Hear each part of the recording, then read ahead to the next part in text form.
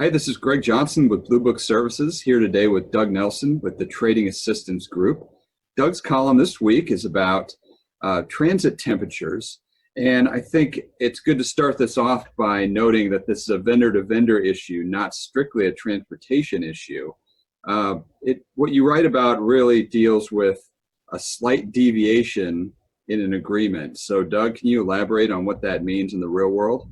Whether we're talking in a vendor-to-vendor context with good arrival and the requirement for normal transportation, or whether we're talking about a carrier's obligation to properly maintain air temperatures in the trailer to protect the produce in its possession, either way, it's acknowledged that some temperature deviation is acceptable. If the temperature instruction is 34 degrees, it doesn't have to be exactly 34 degrees the whole way.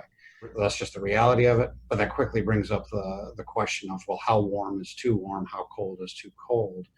And so the article that you'll see with the video, it sets out the rule of thumb that we use to help parties assess or review the adequacy of the temperatures in transit. So the idea is to just give some structure, even though there can be some variability. Exactly. Some structure, some consistency. We, like others in the trade, review hundreds of these a year.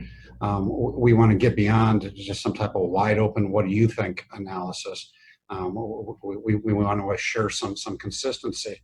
When in the scenario in the article, it appears to comply with the rule of thumb, and that as a first step analysis is great. I think we want to have that.